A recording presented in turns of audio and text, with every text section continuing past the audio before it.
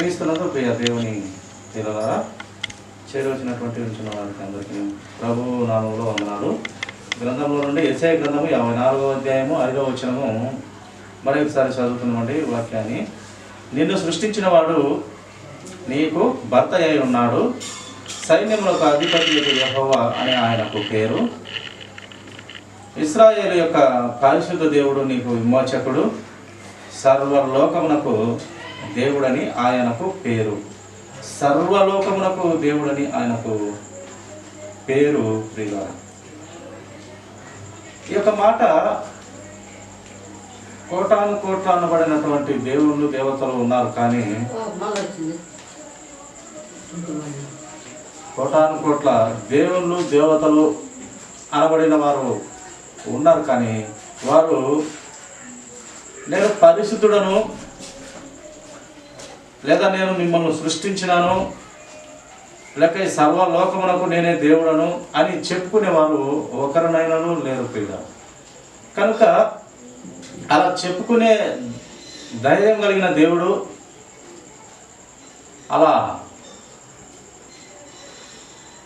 సత్యంలో ఉన్నటువంటి దేవుడు మాత్రమే అలా చాలా చోట్ల బైబిల్ గ్రంథంలో వ్రాయిస్తూ వచ్చినాడు దేవుడు. కనుక ప్రియ సహోదరి సహోదరుడు, మనము నిజమైన దేవుణ్ణి ఎరుగి ఉన్న వారిగా, సత్యమైన దేవుణ్ణి కనుగొన్న వారిగా, ఆయన మనల్ని సృష్టించినందుకు మనము కృతజ్ఞతగా ఏకైక దేవుడు, ఆ యొక్క పరిశుద్ధ దేవుణ్ణి కనుగొన్న వారిగా, ఆయన రక్తంలో కడుగబడినటువంటి వారిగా, ఆయన విలువపెట్టి కొన్నటువంటి వారిగా, ఆ యొక్క శక్తి కలిగిన దేవుడు సర్వలోకమునకు దేవుడని ఆయనకు పేరు. సర్వలోకమునకు ప్రతి ఒక్కరికి ఆయన దేవుడని ఆయనకు పేరు. సైన్యములకు అధిపతి ఆయనకు పేరు. కనుక ఆ సృష్టించిన వాడు మనందరికీ కూడా శిరస్సు అయి ఉన్నాడు. ప్రపంచ జనాభా అందరూ కూడా ఆయన పిల్లలమైనటువంటి మనము ఆయన సృష్టించుకున్నాడు కనుక ఆయన మనకు భర్త అయి ఉన్నాడు. ఆ భర్త అయిన దేవుని భార్యగా మనం అందరం కూడా ఉన్నాము. కనుక ఆయన ఆ పరిశుద్ధుడైన దేవుడు, భర్త అయిన మన దేవుడు, ఆయన భార్య కూడా ఎలా ఉండాలి? ఆయన భార్య కూడా పరిశుద్ధత కలిగి ఉండాలి. ఆయన భార్య అనబడిన సంఘం కూడా పరిశుద్ధత కలిగి ఉండాలని దేవుని ఆలోచన. అది దేవుని గొప్ప ప్రణాళికలో భాగం. ఆయన పరిశుద్ధుడు కనుక ఆయన భార్య కూడా పరిశుద్ధంగా ఉన్నాడు. కనుక ఆయన భార్యగా మనము ఆయనలో మనకు శిరస్సు ఉన్న దేవునికి మనము భర్తగా ఆయనకు లోబడే వారిగా, ఆయన మాట వినేవారిగా ఉండాలని దేవుడు ఆశ కలిగి ఉన్నాడు. చూడండి, సామెతల గ్రంథము మరొక మాట ధ్యానించుకున్నాము. 24వ అధ్యాయము 20వ వచనము ఒక మాట చూస్తాము. నా కుమారుడా, నా మాటలను ఆలకింపుము, నా వాక్యములకు నీ చెవి ఎక్కుము. కుమారుడా, ఆలకించుము, నా మాటలు ఆలకించుము, నా వాక్యములకు నీ చెవి ఎక్కుము, నా వాక్యములకు నీ చెవి ఇయ్యము అని దేవుడు చెప్తున్నాడు. ఆకాశము ఆలకించుడి, భూమి చెవి ఎక్కు అన్నట్టుగా మనుషులమైన మనకు కూడా ఆ పంచభూతాలతో సైతం ఆయన మాట్లాడుతున్నటువంటి దేవుడు. అవి ఆయన కంట్రోల్లో ఉన్నటువంటి పంచభూతాలు. అలాగే జీవం కలిగిన ఆయన నోటి ఊపిరి ద్వారా కనబడినటువంటి మనము, ఆయన రక్తంలో కొన్నటువంటి మనము కూడా ఆయన వాక్యానికి మనము చెవి ఇవ్వాలి.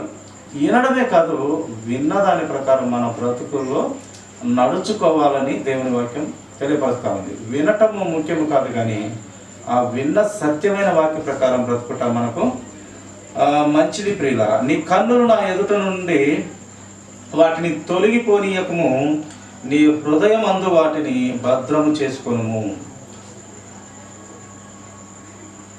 మన కన్నుల నుండి ఆ యొక్క వాక్యాన్ని తొలగిపోనీయకుండా మన హృదయమందు వాటిని భద్రం చేసుకోవాలి. దేవుని సత్యమైన వాక్యము ఆయన నోటి నుండి వెలువడినటువంటి విలువ కలిగిన మాటలు అంట మన హృదయంలో భద్రపరుచుకుంటే, ఆ వాక్యంతో నింపబడితే మీరు పవిత్రంగా, యథార్థంగా, నీతిగా బ్రతకగలరు అని మనకు దేవుని వాక్యం తెలియపరుస్తున్నారు. దొరికిన వారికి అవి జీవమును, వారి సర్వ శరీరమునకు ఆరోగ్యమును ఇచ్చును. ఏది దొరికిన వారికి? దేవుని యొక్క నోటి మాటలు దొరికిన వానికి, హృదయంలో ఉంచుకున్న వానికి అంట, అది వాని సర్వ శరీరముకు, వాని శరీరముకు లేదా ఆమె శరీరముకు ఆరోగ్యమును ఇచ్చును. ఆరోగ్యకరమైన దేవుని మాటలు మన శరీరాలకు కూడా ఆరోగ్యాన్ని ఇస్తాయి. నిజంగా ఒక విషయం గురించి ఏదైనా తీవ్రంగా ఆలోచనలు చేసినట్లయితే ఈ కాలంలో, అంతకుముందు కాలంలో అయితే లేదు, కానీ ఈ కాలంలో విపరీతమైనటువంటి ఆలోచనలు చేస్తే అవి ఆ ఆలోచనల ద్వారా ఎముకలు కూడా కుళ్ళిపోయేంతగా, నలిగిపోయేంతగా విపరీతమైనటువంటి రోగాలు ఇప్పుడు వస్తున్నాయి. ఏదైతే ఆలోచన ఎక్కువ చేస్తారో ఒక విషయం గురించి, లేక అది ఆ ఇంటిలో ఒక మరణమే కావచ్చు, లేక ఒక ఉద్యోగమే పోవచ్చు, లేక ఏ విధం చేతనైనను బాధ కలిగినను, అవి చాలా ఆలోచనలకు గురి చేసి ఎక్కువ ఆలోచన చేస్తే ఇప్పుడు వస్తున్నటువంటి రోగాలు ఒకపారి అంటుకుంటే మళ్ళీ తిరిగి పోనేటువంటివిగా ఉన్నాయి. నిజంగా ఎక్కువ ఆలోచన చేస్తే ఇప్పుడు షుగరు, బీపీలు వస్తూ ఉన్నాయి. అంతకాలం ముందు అయితే రావట్లేదు, కానీ ఇప్పుడు వస్తున్నాయి. కనుక ఈ యొక్క ఆరోగ్యకరమైన దేవుని నోట నుండి వెలువడినటువంటి వాక్యము అది జీవం కలిగినది. అది మన సర్వ శరీరమునకు ఆరోగ్యాన్ని ఇచ్చును. ఆ ఆరోగ్యకరమైన వాక్యాన్ని హృదయంలో పెట్టుకుంటే మనకు మంచిది, మన శరీరానికి మంచిది, ఆరోగ్యంగా కూడా ఉంటాము అని దేవుని వాక్యం తెలుపుతుంది. కానీ ఏమి జరిగినా, ఏ ఆపద జరిగినా, ఏమి జరిగినా, నష్టం జరిగినా, బాధ జరిగినా, లేదా ఇరుకులు, ఇబ్బందులు, ఈ లోక సంబంధమైన జీవితంలో ఏం జరిగినానో దేవుని వాక్యమే మనల్ని ఆదరిస్తూ వస్తుంది. ఇంకా ఏ దానికి ఆ శక్తి లేదు ప్రియ. ఇంకా ఎన్ని మనము ఈ లోక సంబంధమైన మాటలు చెప్పినా ఆ వ్యక్తి అయితే ఆదరించబడడు. కానీ దేవుని సత్యమైన వాక్యం చెప్పి ఆ వ్యక్తిని బలపరిస్తే, ఆ వ్యక్తితో దేవుని మాటలు చెప్పి, దేవుని మాటలు పలకరింపబడి, లేక ఆ వ్యక్తితో మాట్లాడితే ఆదరణ దొరుకుతుంది. సమస్త విధమైన ఆదరణ దేవుని వాక్యం ద్వారానే దొరుకుతుంది అని దేవుని వాక్యం తెలియపరుస్తూ వస్తుంది. కీర్తనల గ్రంథము 19వ అధ్యాయము ఒక మాట చూస్తామండి. 14వ వచనము, సర్వ సంపదలు దొరికినట్లు నీ శాసనముల మార్గమును బట్టి నేను సంతోషించుచున్నాను. భక్తుడు వ్రాయించినటువంటి మాట ప్రియులారా, సర్వ సంపదలు దొరికినట్లు నీ శాసనములు, ఆయన మాటలు, లేక ఆయన ఉద్దేశాలు, కట్టడలు, ఆ న్యాయ విధులు, ఆయన మార్గములను బట్టి ఆయన సంతోషిస్తూ ఉన్నాడంట. సర్వ సంపదలు దొరికినట్టు సంతోషిస్తున్నాడు ఆయన. ఈ యొక్క భక్తుడు సర్వ సంపదలు అంటారు ప్రియుల. లోకంలో సర్వ సంపదలు దొరికినట్టు ఆయన వాక్యము, ఆయన మార్గాలు, ఆయన కట్టడలు, విధులు, శాసనాలు, ఇవన్నీ కూడా అవి గిన మనకు ఉంటే, అవి మనకు తోడుంటే ఆయన వాక్యము సర్వ సంపదలు నీ యందు ఉన్నట్టు అని భక్తుడు ఇక్కడ వ్రాయిస్తూ అనుభవపూర్వకంగా ఆయన అనుభవిస్తున్నట్టుగా గ్రంథంలో వ్రాయిస్తూ వచ్చినాడు. కనుక సర్వ సంపదలు దొరికినటువంటి సర్వ సంపదలుగా అయినటువంటి దేవుని నోట నుండి వచ్చినటువంటి విలువైన మాటలు, ఆయన శాసనాలు, మార్గములు బట్టి సంతోషిస్తున్నటువంటి భక్తుడిగా మనం చూస్తూ ఉన్నాము. మనం కూడా ఆ యొక్క విలువైన వాక్యాలను హృదయం ముందు ఉంచుకొని సంతోషించే వారిగా మనము ఉండాలి. నీ ఆజ్ఞలను నేను ధ్యానించేదను, నీ త్రోవలను మన్నించేదను, నీ కట్టడలను బట్టి నేను హర్షించేదను, నీ వాక్యమును నేను మరువక ఎందును. మరువనయ్య నీ వాక్యము, మరువనని భక్తుడు ఇక్కడ మనకు మనకు ఈ యొక్క వాక్యములలో తేటగా వ్రాయిస్తూ వచ్చినాడు. ప్రియులారా, కొలస్సీయులకు రాసినటువంటి పత్రిక అపొస్తలుడైన పౌలు గారు 2వ అధ్యాయం 9వ వచనము చదువుతాను, గమనించగలరు. ఏలయనగా దైవత్వము యొక్క సర్వ పరిపూర్ణత శరీరముగా క్రీస్తునందు నివసించుచున్నది. ఆ యొక్క పరలోక రాజ్యంలో ఉన్నటువంటి మహా గొప్ప పరమ దేవుడైనటువంటి పరమ తండ్రి యొక్క దైవత్వము, ఆ పరిశుద్ధ దేవుడు, పరమ తండ్రి అయిన దేవుని దైవత్వం యొక్క సర్వ పరిపూర్ణత మొత్తము, ఆయన పరిశుద్ధత, సర్వ పరిపూర్ణత, ఆయన నీతి కార్యాలు, ఆయన అద్భుత కార్యాలు, సూచక్రియలు, ప్రతి విధమైన ఆరోగ్యకరమైనటువంటి మాటలు, సర్వ పరిపూర్ణత ఎవరిలో ఈ భూమి మీద కనపడుతూ ఉన్నదంట. ఆయన యేసు క్రీస్తులో ఆ సర్వ పరిపూర్ణత ఆయన శరీరంలో క్రీస్తునందు నివసించుతున్నది. ఆ నివసించుతున్న దేవుడు ఆ లోకంలో పరిశుద్ధుడు, ఈ లోకంలో కూడా ఆయన పరిశుద్ధత పోనీయకుండా మనలాంటి శరీరంతో, మనలాంటి గిచ్చితే నొప్పి పుట్టే శరీరంతో ఆయన కూడా పుట్టినాడు. ఈ లోకంలో పుట్టి కూడా ఆయన ఎన్నో బాధలు అనుభవించి కూడా ఆయన ఏ కపటంగా, తప్పుగా నడతలు కానీ, ప్రవర్తనలు కానీ, ప్రతి విధమైన ఆయన పొరపాటు మాట్లాడినట్టు కానీ ఎక్కడ మనకు కనపడడు ఆ సృష్టికర్త అయిన దేవుడు యేసుక్రీస్తు ప్రభువు. కనుకనే ఆయనలో సర్వ పరిపూర్ణత, దేవుని యొక్క సర్వ పరిపూర్ణత యేసు క్రీస్తులో నివసించుతున్నది. అది నా కుమారుడు. ఆయన యందు విశ్వాసం ఉంచితే, మీరు నా యందు విశ్వాసం ఉంచినట్టే, ఆయనే నా దగ్గరికి దారి చూపిస్తాడు. ఆయనే నిత్య జీవానికి మార్గము, నిచ్చెన. ఇంకెవ్వరికి తండ్రి యొద్దకు మార్గమే తెలియదు. ఆయన కుడి పక్కన ఆయన ఒక్కడే చూడగలిగినటువంటి దేవుడు. దేవదూతలను సైతం ఆయనను చూడచాలు. ఎందుకంటే ఆయన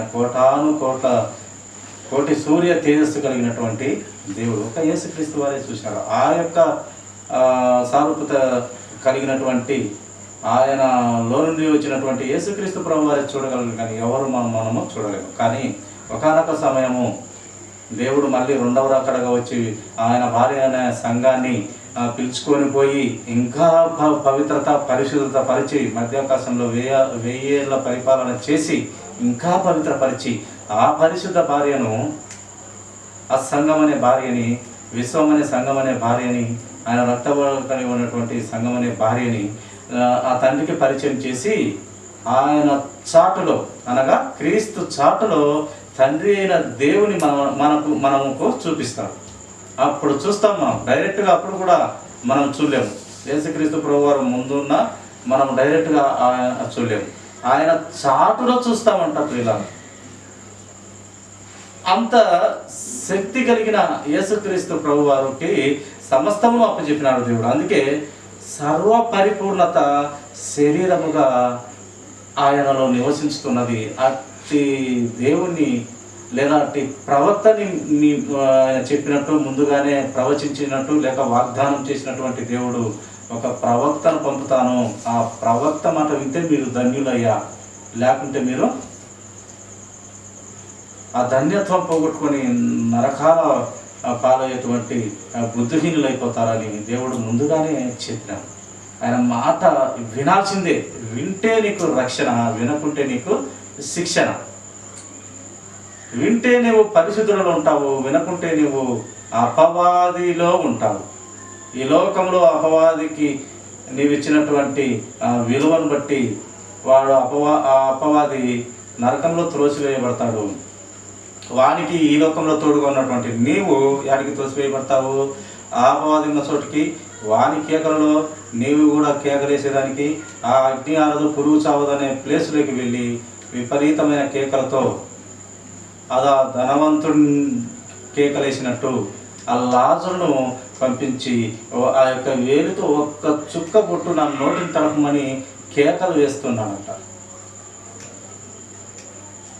అంత పరిస్థితి మనం ఎందుకు తెలుసుకోవాలి? సర్వపరిపూర్ణత అయిన దేవుణ్ణి మనకు ఇచ్చినాడు దేవుడు. యేసుక్రీస్తు ప్రభువారిని. ఆయన ద్వారా నా దగ్గరికి రండి, నన్ను చూడండి, నా పరిపాలన చూడండి, ఎంత అద్భుతంగా ఉంటుందో, ఎంత శక్తి కలిగిన పట్టణమో అది. ఆ పట్టణాన్ని చూడండి నాయన అని దేవుడు మొరపెట్టుకొని లక్ష్యంలో ఆయన మాటని లేక లక్ష్యంలో ఆయన వచనాలని గ్రంథంలో వ్రాయించినాడు. కానీ పెడచెవిన పెడుతూ ఉన్నాం మనం అందరం కూడా, వినట్లేదు.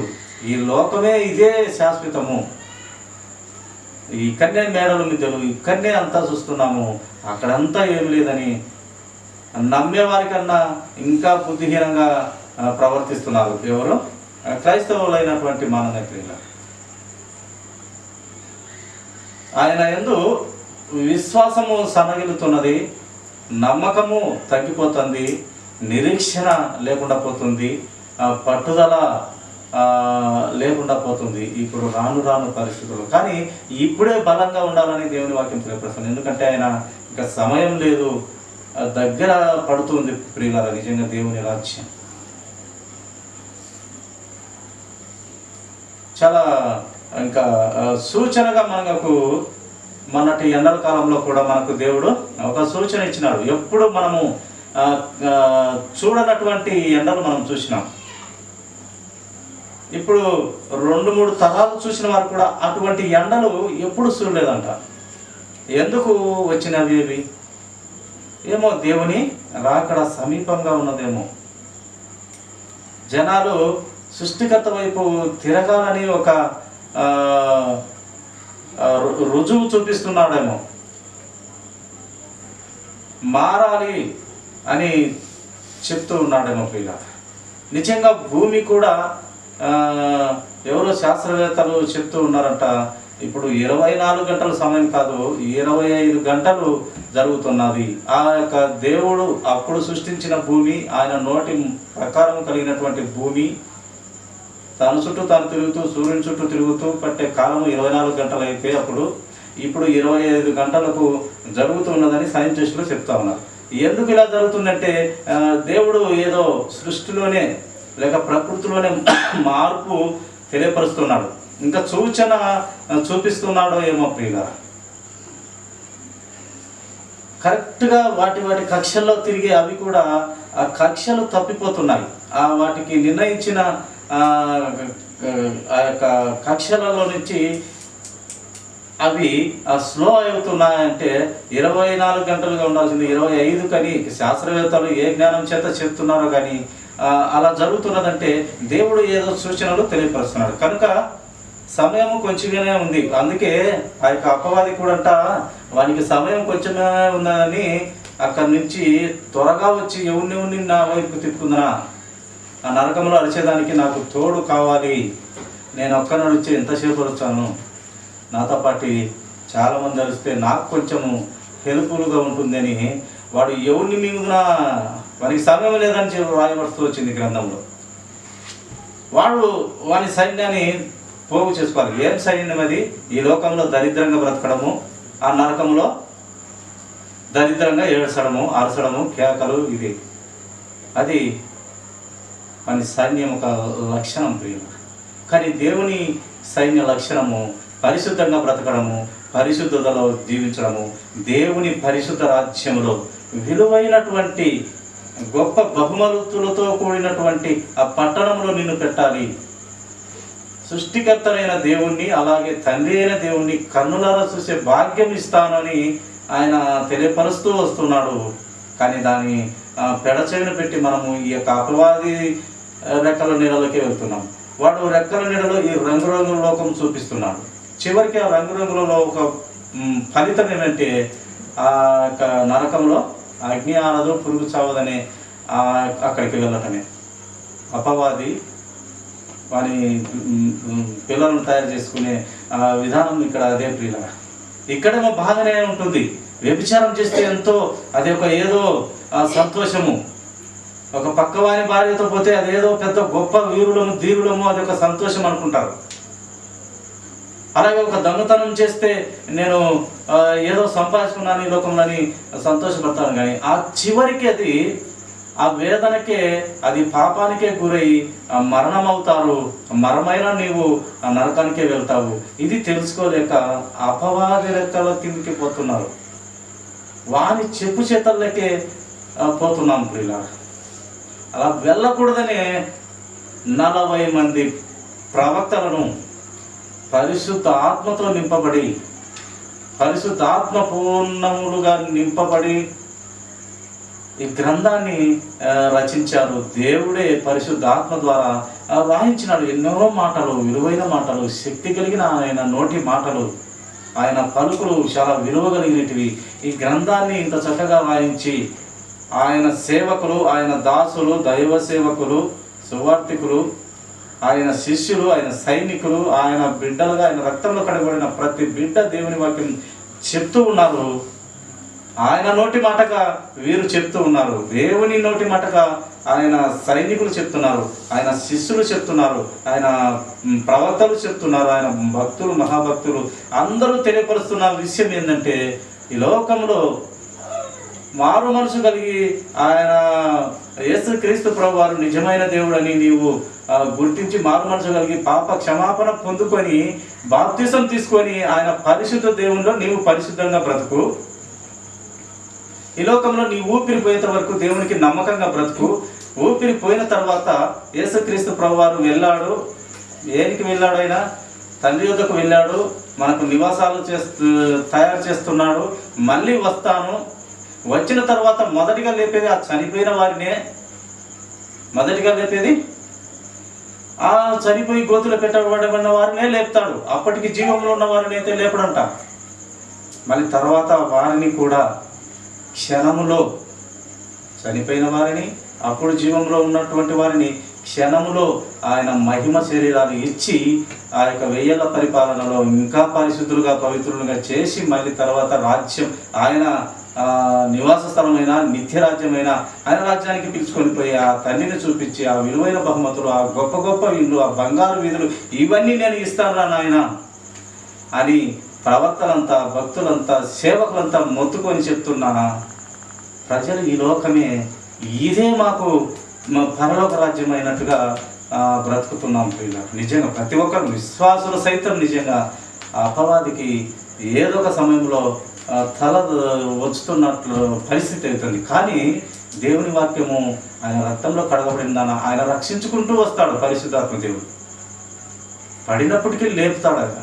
ఎందుకంటే ఆ వరాన్ని పొందుకొని ఉన్నాం. ఆ పరిశుద్ధ దేవుడు నీ హృదయంలో నుండి నిన్ను కొన్నాడు కదా, విలువ పెట్టి కొన్న ఆస్తి, స్వాస్థ్యము అని చెప్పినటువంటి దేవుడు ఆ పరిశుద్ధాత్మ వరాన్ని పొందుకుంటావు, బాప్తిసం తీసుకున్నట్టుండే ఆయన నిన్ను కాపాడుతూ వస్తుంటాడు. నీకు ఆలోచన పుట్టిస్తాడు.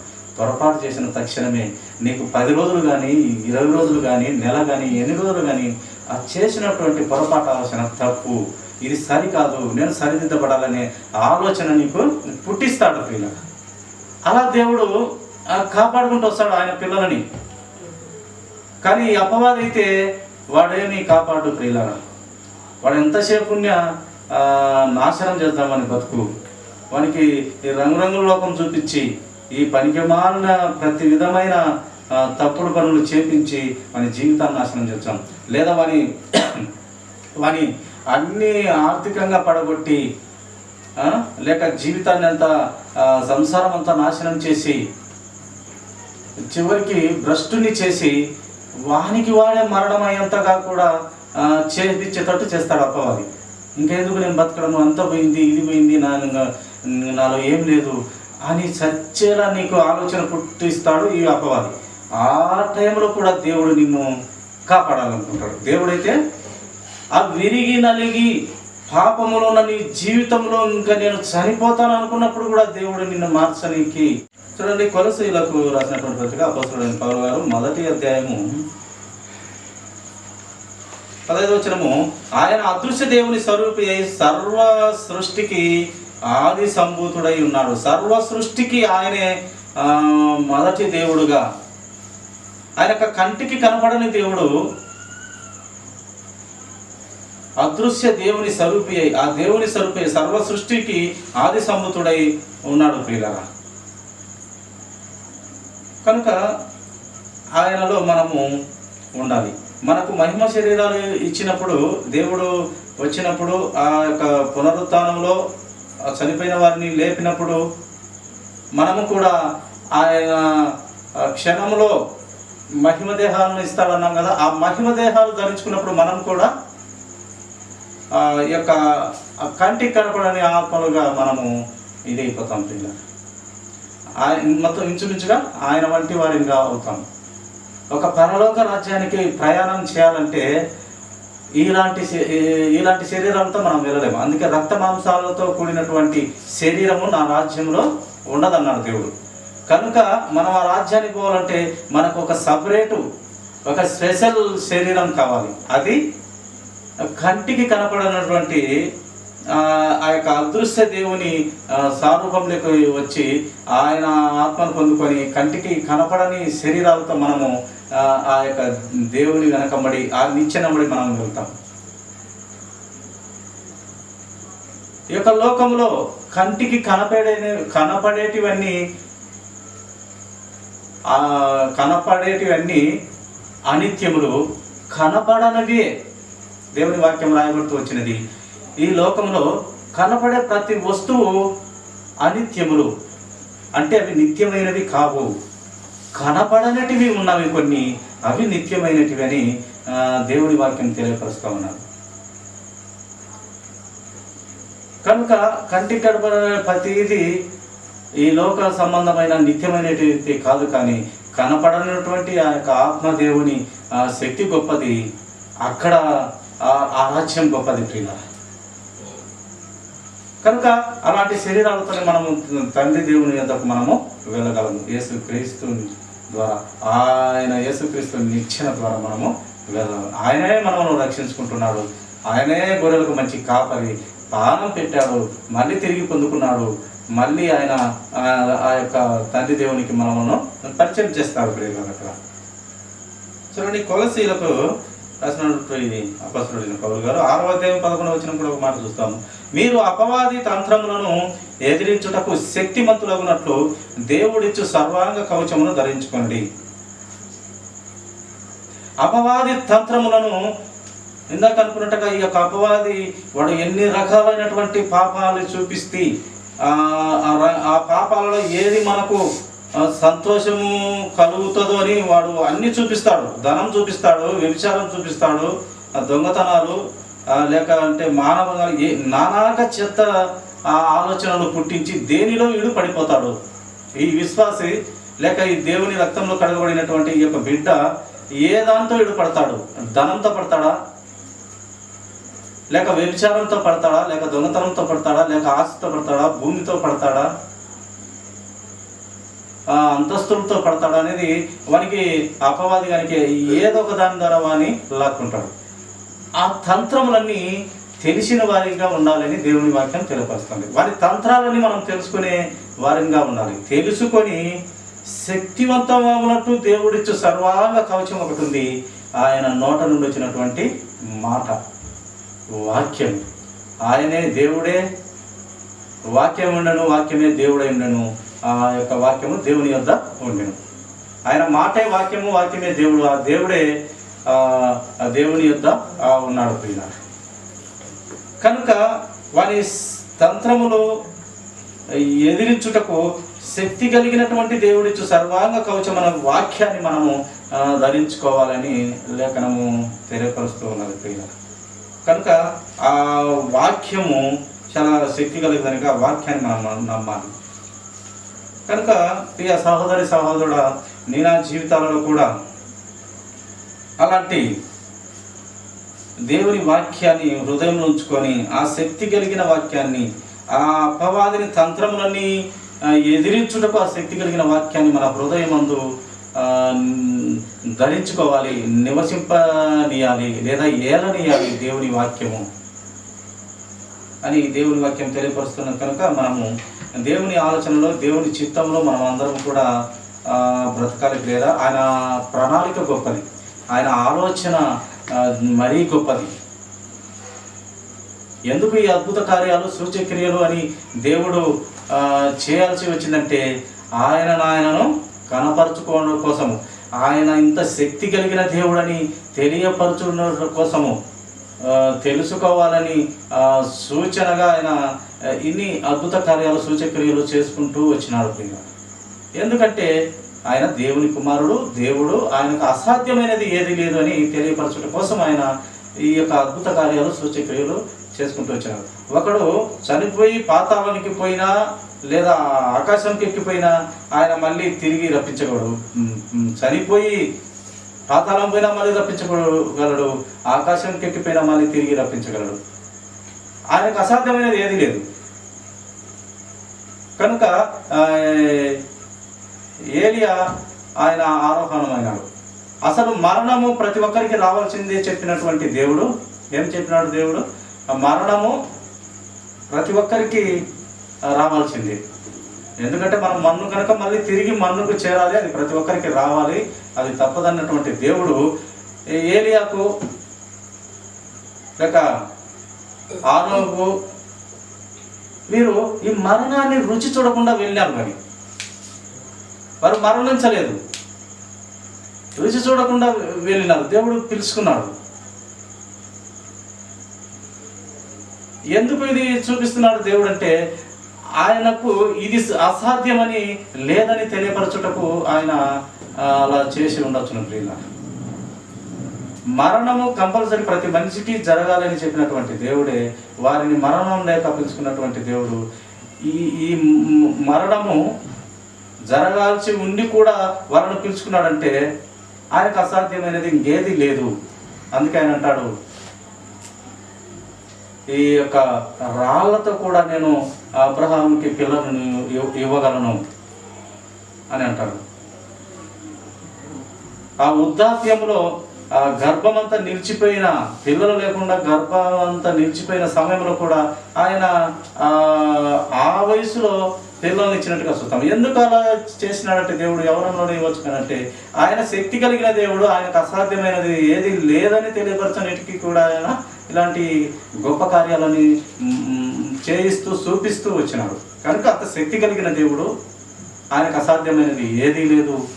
కనుక ఆ శక్తి కలిగిన దేవుని కలిగిన మనము ఆయన రక్తంలో కడగబడిన బిడ్డలంగా ఆయన విశ్వాసాన్ని, నిరీక్షణను, పట్టుదలను ఇంకా మెట్టుకు మెట్టు అభివృద్ధిలో ఉండాలని దేవుడు కోరుతున్నాడు. కనుక అట్టి మెట్టుకు మెట్టు అభివృద్ధిలో మనమందరం ఉండాలని దేవుడు కోరుతున్నాడు. కనుక అట్టిదైన బుద్ధి, జ్ఞాన వివేచనను మనకు అందరికీ దేవుడు దయచేయను గాక. ఈ కొద్ది మాటలు దేవుడు దీవుని గాక. తల వంచిన